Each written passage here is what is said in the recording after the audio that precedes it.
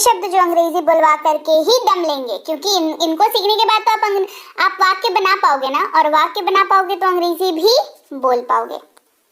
सबसे पहला शब्द है विल, WILL, विल। इसका इस्तेमाल आपको करना है जब आप वाक्य के एंड में ऊंगा, एगा या एगी का इस्तेमाल कर रहे हो। मैं जाऊंगा, वह खाएगी, वह आएगा, इस तरीके का जब आप इस्तेमाल कर रहे हैं वाक्य, तो इंग्लिश जब आप उसकी कन्वर्ट करोगे तो आपको विल शब्द का यूज करना है, WILL, विल शब्द का यूज करना है। और विल का एक रूल बता देती हूँ, यूजेज का रूल बता देती हूँ कि मैं हर वर्ड, क्योंकि आज का वर्ड मैंने क्या बताया, आम से नॉर्मल से वर्ड्स नहीं है, ये वाक्य के पिलर का हिस्सा है ना, वाक्य का बेसिक बिल्डिंग ब्लॉक का ये हिस्सा है। तो ये आम से वाक्य, आम से शब्द जब नहीं है तो इनका इस्तेमाल भी आम नहीं होगा। तो इनके इस्तेमाल के लिए ना कुछ रूल्स हैं। तो विल का रूल क्या है कि आप हर जगह, मतलब जो भी थ्रू आउट द क्लास में जो भी वर्ड्स आपको कराऊंगी, आप उनका इस्तेमाल कुछ कभी किसी का सबके साथ कर सकते हो, कभी किसी का किसी के साथ कर सकते हो, किसी के साथ नहीं कर सकते हो। तो इन शब्दों को पढ़ने का और इस्तेमाल करने का एक जो की पॉइंट ये भी है कि आपको इनका यूजेज याद रखना पड़ता है ना। जैसे विल की बात अगर करें तो विल का इस्तेमाल आप किसी के भी साथ कर सकते हो, कोई भी सब्जेक्ट हो वाक्य का आप उसके साथ कर सकते हो। जैसे आई के साथ, you, we, they, he, she, it, कोई नाम हो, उन सब के साथ आप विल का यूज कर सकते हो। जैसे मैं पढ़ाई करूंगा, आई विल स्टडी, मैं पढ़ाई करूंगा, आई विल स्टडी। तो इस शब्द को पढ़ते वक्त हमने क्या ध्यान में रखा, हमने ध्यान में रखा सबसे पहला कि इसका मतलब क्या है, क्योंकि आप हिंदी जो बोल रहे हो वो उसमें अगर जो हिंदी वाक्य आप बोल रहे हो उसमें अगर मतलब ढूंढ लिया तो फिर इंग्लिश कन्वर्ट करने में बहुत आसान हो जाता है, राइट। तो पहले हमने वो देख लिया, जब दिख गया तो वर्ड हमें पता होना चाहिए कौन सा यूज करना है उसकी जगह पे, दूसरी बात ये हो गई। और तीसरी बात क्या हो गई कि क्या वो शब्द इसके साथ काम करेगा, मतलब वाक्य का जो सब्जेक्ट है उसके साथ जाएगा कि नहीं जाएगा। ये तीन चीज आपको, क्योंकि मैंने कहा ना आम शब्द नहीं है, ये इम्पोर्टेंट है, तो ये चीजों का आपको ख्याल रखना पड़ेगा। अगला शब्द है विल बी, जहां पर आपको रहा हूंगा अगर आप किसी वाक्य के एंड में यूज कर रहे हैं तो आप विल बी का यूज करते हैं इंग्लिश कन्वर्ट करते वक्त। अगेन एक चीज और बता दूं मैं, जैसे यहाँ पे विल के साथ बी का यूज कर रहे हैं, ठीक है, तो आप अगर इंग्लिश इसके पहले भी आप सीखने की कोशिश कर रहे हैं, कर रहे होंगे, या आपने थोड़ी बहुत जानकारी भी कहीं से हासिल की होगी या थोड़ी बहुत पढ़ाई की होगी, तो आपको पता होगा कि विल जो है वो इंडिविजुअल भी काम करता है और बी जो है वो भी काम करता है। तो विल बी जब साथ में आता है तो ये भी काम करते हैं एक यूनिट के जैसा, करेक्ट। तो विल बी का मतलब तो मैंने आपको बता दिया। तो आपको ये ध्यान रखना होगा कि विल बी जब साथ में आएगा तो वहां पर जो रूल एप्लीकेबल होगा उसका वर्ड्स में लगने का, वो किसका फॉलो होगा, वो विल का फॉलो होगा, ठीक है, विल बी। तो विल का इस्तेमाल क्योंकि आप सबके साथ कर सकते हैं तो विल बी का इस्तेमाल भी आप सबके साथ कर सकते हैं, I, you, we, they, he, she, it और किसी भी नाम के साथ। याद रहेगी बात। मैं पढ़ रहा हूंगा, आई विल बी स्टडिंग, मैं पढ़ रहा हूंगा, आई विल बी स्टडिंग। ये बढ़ाते हैं, अगले शब्द की बात करते हैं जो कि है विल हैव। विल के साथ हैव का प्रयोग, यानी कि विल अलग काम करता है, हैव अलग काम करता है। विल हैव एक यूनिट बन के भी काम करता है। होगा या रखूंगा, इस मतलब वाक्य में अगर यूज कर रहे हैं तो विल हैव का यूज करेंगे। जैसे मेरे पास एक कार होगी, I will have a car, मेरे पास एक कार होगी, I will have a car. Again rule किसका लगेगा, जी विल का लगेगा, बिल्कुल सही आपने गेस किया, विल का ही रूल लगेगा। I, you, we, they, he, she, it और किसी भी नाम के साथ आप विल का यूज कर सकते हैं, सॉरी विल हैव का यूज कर सकते हैं। विल का यूज तो कर ही सकते हैं क्योंकि विल के साथ हैव अभी एक यूनिट बन के काम कर रहा है, तो विल हैव के साथ भी आप I, you, we, they, he, she, it और किसी भी नाम का इस्तेमाल कर सकते हैं, नाम के साथ इनका इस्तेमाल कर सकते हैं। अगला शब्द है विल बी एबल टू। बड़ा सा शब्द है, देख करके घबराइएगा नहीं, क्योंकि जितना बड़ा ये वाला कलेक्शन होगा उतना ही बड़ा जगह ये लेगा आपके इंग्लिश वाले वाक्य में और उतनी आसानी होगी आपको इंग्लिश का वाक्य, हिंदी का वाक्य इंग्लिश में कन्वर्ट कर पाने में। तो विल बी एबल टू ये वर्ड है और इसका मतलब जो है आपको किस वाक्य में इसको यूज करना है, आपको यूज करना है पाऊंगा, सकूंगा, इस तरीके का अगर आप यूज कर रहे हैं, जैसे मैं नहीं जा पाऊंगा, मैं नहीं आ सकूंगा, इस तरीके का अगर आप वाक्य इस्तेमाल कर रहे हैं तो इंग्लिश कन्वर्ट करते वक्त आपको विल बी एबल टू का यूज करना पड़ेगा। जैसे मैं नहीं जा पाऊंगा, ये हमारा वाक्य है, मैं नहीं जा पाऊंगा, I will not be able to go. I will not be able to go. तो देखिए, जब आपको विल बी एबल टू याद रहा तो इसके अलावा जो वाक्य में शब्द बचे वो बचा आई, क्योंकि मैं के लिए आ गया ये, और नहीं के लिए नॉट आ गया, और जाने की बात हुई तो गो आ गया, एंड दैट्स इट। आपका वाक्य जो है वो कन्वर्ट हो गया इंग्लिश में। हिंदी का वाक्य जो आपने कहा वो इंग्लिश में आपने कन्वर्ट कर लिया, क्योंकि आपके पास कॉन्सेप्ट था विल बी एबल टू का। तो यही काम होता है इन शब्दों का। इसीलिए मैं कहती हूँ कि जब इन शब्दों की क्लास कराती हूँ तो फोकस होकर के ध्यान से क्लास को किया करिए। अगर आप इसको फोकस होकर करेंगे तो आप देख पाएंगे कि आप में इम्प्रूवमेंट कितनी होती चली जा रही है और आप आसानी से वाक्यों को बना पा रहे हैं। विल बी एबल टू का यूज समझ लेते हैं। अगेन, शुरुआत में ही आप देख पा रहे होंगे विल लगा हुआ है, तो रूल भी यहाँ पे विल बी एबल टू के साथ विल का ही लगेगा। That is, will be able to का इस्तेमाल भी आप सबके साथ कर सकते हैं। I, you, we, they, he, she, it और किसी भी नाम के साथ आप विल बी एबल टू का यूज कर सकते हैं। अब आगे बढ़ते हैं, अगले शब्द की बात करते हैं।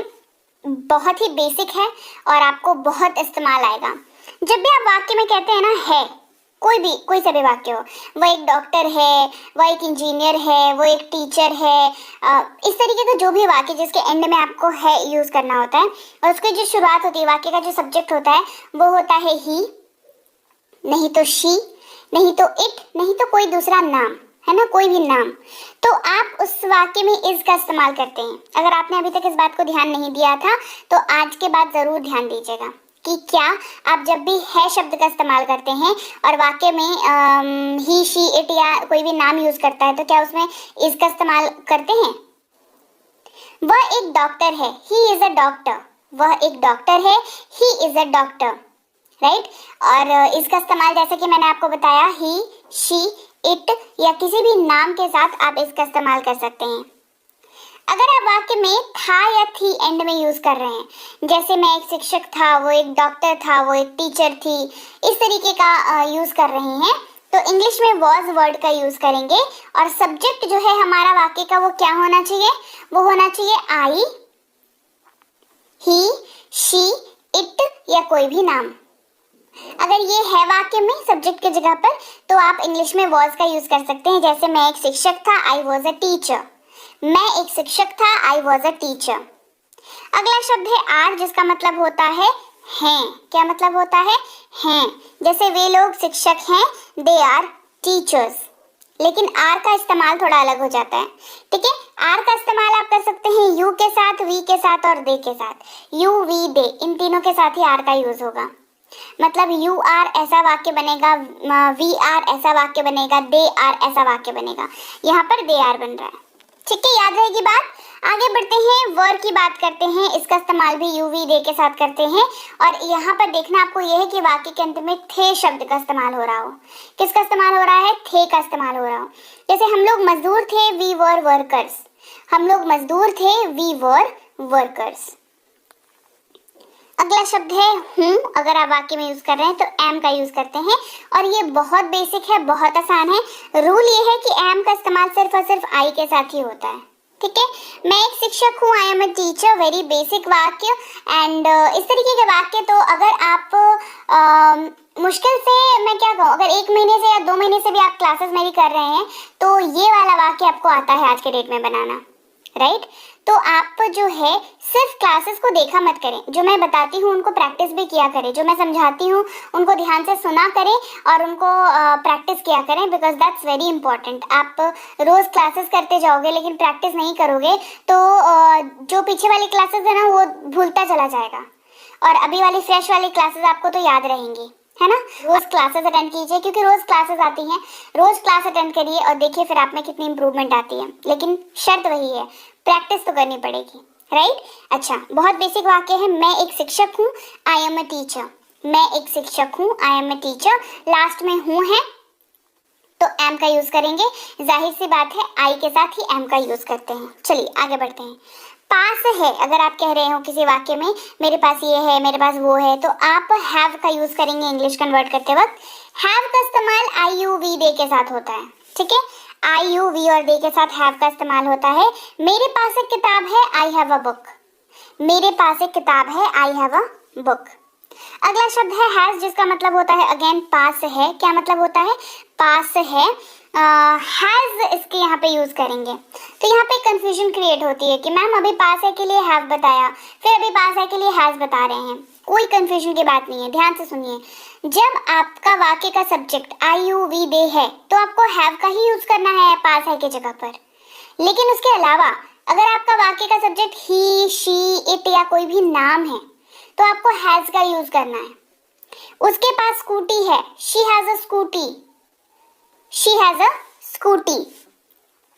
पास था अगर कहना चाह रहे हैं कि मेरे पास एक कार था तो हैड का यूज करेंगे।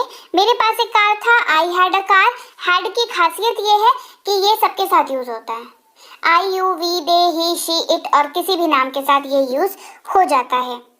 अगला शब्द है कैन, जिसका मतलब होता है सकता हूँ, सकता है, सकते हैं, डिपेंडिंग की वाक्य कौन सा यूज हो रहा है। कैन का यूज सबके साथ होता है, ये बहुत अच्छी बात है कैन की, क्योंकि कैन का भी इस्तेमाल बहुत ज्यादा होता है। ठीक है, क्योंकि आप मीनिंग से पता है, आप मीनिंग से ये कैलकुलेट कर सकते हैं कि किसका इस्तेमाल कितना होता है ना।